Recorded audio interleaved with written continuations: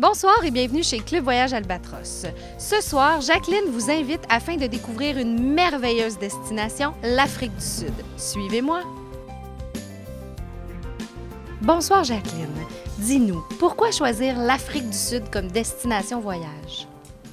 Pourquoi choisir l'Afrique du Sud comme destination voyage? Bien, écoutez, c'est pas compliqué, hein? L'Afrique du Sud, c'est un pays qui est absolument magnifique. C'est un pays qui est très diversifié. C'est un pays où on voit des plages, des montagnes, des chutes, des animaux. On peut faire des safaris. On peut...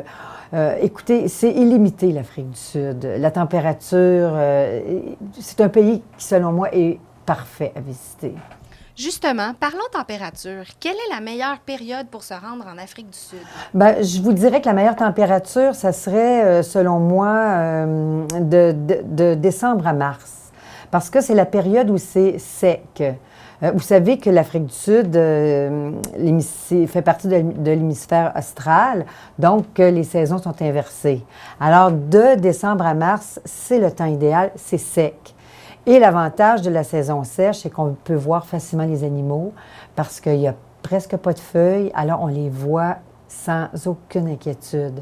Par contre, si on voyage de mai à juillet, c'est une période quand même intéressante à visiter, mais c'est une période plus fraîche. Les nuits sont froides, les journées sont fraîches, mais ça peut être quand même une température magnifique pour visiter l'Afrique du Sud. Les endroits stratégiques, il y en a tellement en Afrique du Sud. Premièrement, vous savez que c'est un pays qui a à peu près 50 millions d'habitants. Alors, ça va du sud au nord, en partant de l'est à l'ouest. Écoutez, c'est immense, ce pays-là. Et chaque région est totalement différente. Si on parle le Cap, par exemple, qui est sur le bord de la mer, où on retrouve des plages magnifiques, moi je vous parlais tantôt, où est-ce qu'on retrouve... le Cap, c'est le cœur historique de l'Afrique du Sud. Donc, on va avoir les petits quartiers hollandais, il va y avoir des quartiers français. Et c'est là qu'on retrouve les plus belles vignes. On peut souvent, on va pouvoir aller visiter des vignobles et déguster de très bons vins de l'Afrique du Sud. Il y a des petits villages, des petites villes comme Stellenbosch ou Franschhoek, qui sont des coins absolument splendides, des petites villes très colorées. Il y a la péninsule du Cap, où on retrouve là, surtout des ports de pêche. Et c'est là qu'on fait notre fameuse excursion à l'île aux phoques. C'est une expérience absolument magnifique. On retrouve des milliers de phoques sur une île. Après ça, on vous dirige vers Boulders, où on retrouve la famille des pingouins. C'est tout un spectacle en passant. Cap Bonne-Espérance, alors là, c'est la faune et la flore.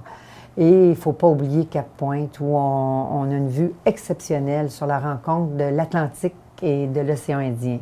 C'est magnifique. D'autres endroits stratégiques à visiter en Afrique du Sud, il ne faudrait pas oublier la ville de Durban, qui est une ville quand même très importante, où il y a une grande influence indienne, anglaise et africaine. C'est la troisième plus grande ville après Johannesburg et le Cap. Donc, et on y retrouve de magnifiques stations balnéaires. Il y aurait aussi comme endroit, à ne pas oublier, on traverse toujours le Swaziland pour se rendre au parc Kruger. Donc, c'est un magnifique petit pays frontalier, si on peut dire.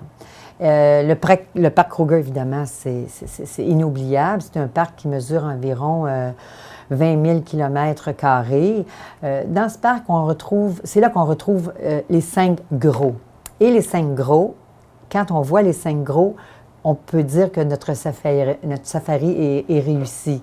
Le lion, le rhinocéros, l'éléphant, les buffles, sans oublier la panthère. Donc, c'est une réussite quand vous les avez vus, les 5. D'autres intérêts à ne pas manquer il y aurait le Blythe Grand Canyon, qui est absolument magnifique, c'est spectaculaire.